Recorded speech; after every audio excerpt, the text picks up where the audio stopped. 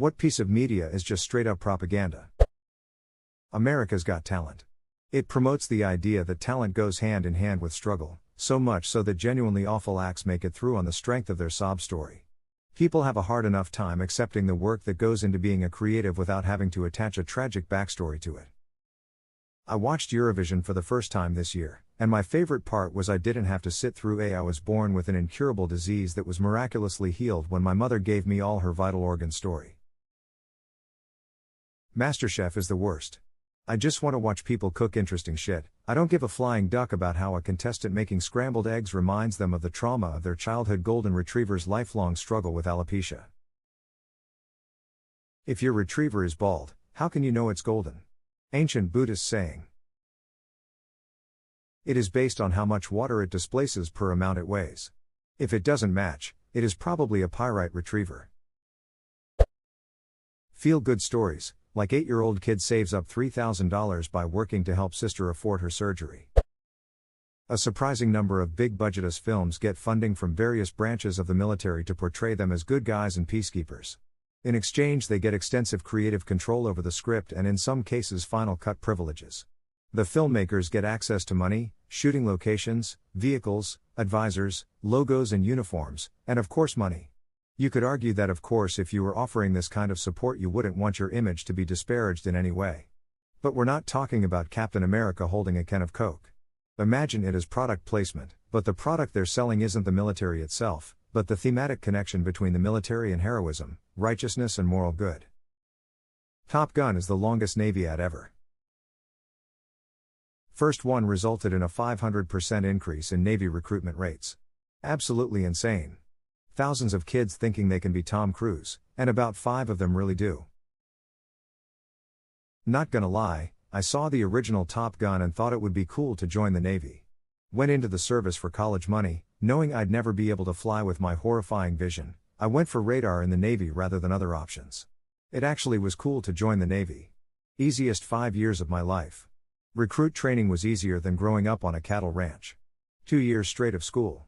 First duty station was Charleston, SC. I grew up in western South Dakota, so palm trees, beaches and zero winter was amazing. Went on a cruise in the Caribbean, transferred to a different ship and did 2 Mediterranean cruises. Offered me an early out with my benefits intact. Then went to work in the civilian world.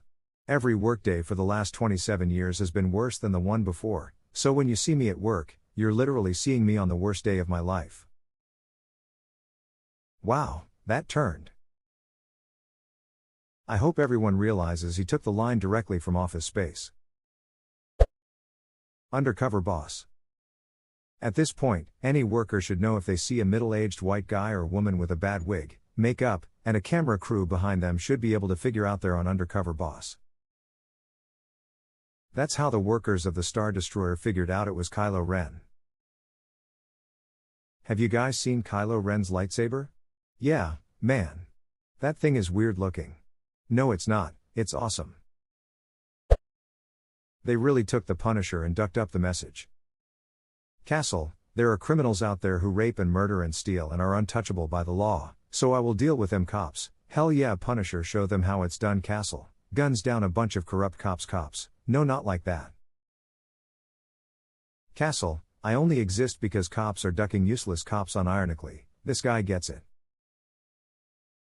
Castle, I am a bad guy and the only reason I haven't put a bullet in my brain yet is because I still have worse criminals to kill. Cops, damn, this guy is peak justice. I really wish Punisher comics leaned into that more. Maybe I'm just not reading the right ones, but I feel like every time I read a Punisher comic it's just I'm the good guy who's willing to do what the other pansies won't. But also I'm not willing to do it either, because if I actually got around to murdering the big bads then Marvel Comics would be pretty much done. Like there's always some convoluted reason why Frank will kill 100 guys to get to Zemo or Kingpin or whoever but then won't actually pull the trigger when the time comes. Like FFS Frank, if you're gonna do it, but killing all the low-level guys just trying to get some scratch to feed their family, then bailing when you get to the guys in charge, isn't solving anything. We'll be checking out Garth Ennis's Max series, as recommended by many. Thanks for the rec. I think I read one by Ennis not long ago that was like a prequel with Frank in the Vietnam War. It was pretty cool. This is actually such a good take. I love Top Gun.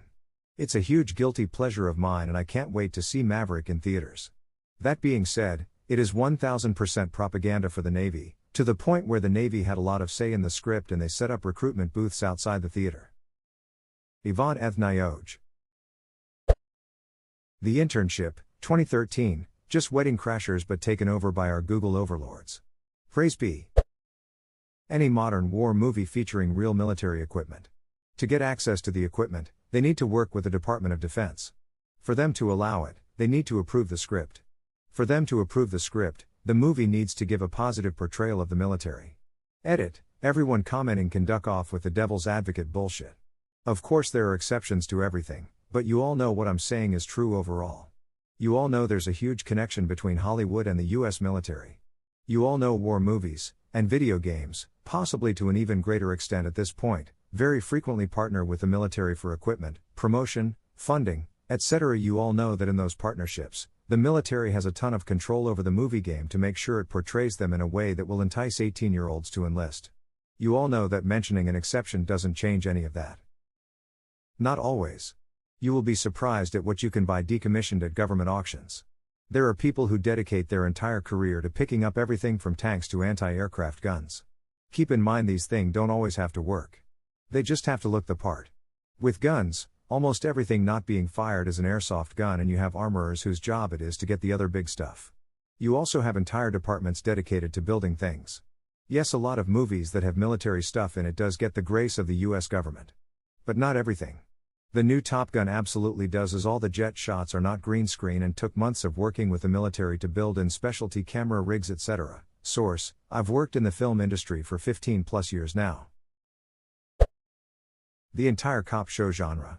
It goes back to the radio drama days and spans drama, comedy, infotainment, documentary, and multiple other genres, but it almost always presents the police as being the white-hatted good guys out to stop the bad guys.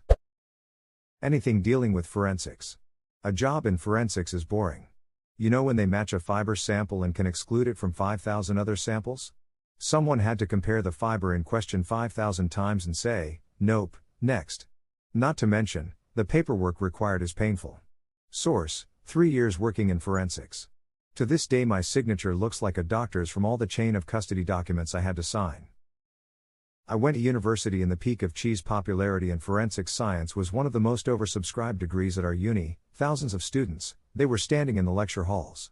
Someone explained that given the number of crime labs in the country the likelihood of any one of those kids getting into the industry was super slim.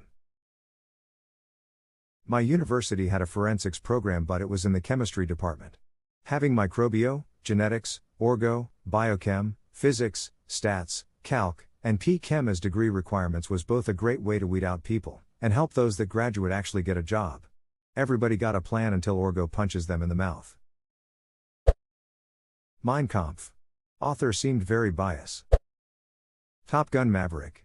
The first movie created so much more interest in joining the Navy.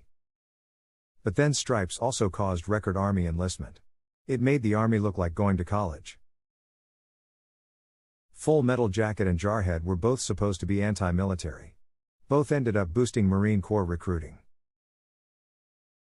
I think it's because those movies unintentionally set the Marine Corps up as a challenge, and a lot of guys ended up asking themselves if they could hack it.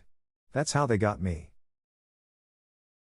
That's the whole Marine Corps appeal. All the other services are basically here's all the ways you benefit from enlisting. The Marines recruitment campaigns all boil down to are you man enough? Are you man enough? To eat the entire 64-pack of crayons in a single sitting? You bet your ass I am. Pace yourself, man. You're going to need some when you're out on patrol. Drug ads TBH. You don't realize that until you talk to people outside of America about commercials and ads. Our advertisements pushing drugs for every single ailment are just propaganda for Big Pharma. Disclaimer, not an anti-vaxxer or anything, I trust the science, I just would rather take sativa edibles than get onto some anxiety medication named amphoproxagarbajoranazine. I think it's kinda sick how we market medications. Edit, took a nap and when I woke up I had 60 comments, Sorry to the folks getting downvoted in the replies, some people are not happy with me. At the end of the day it's up to you and your doctor what you take, but I think that guidance should come from your doctor mostly.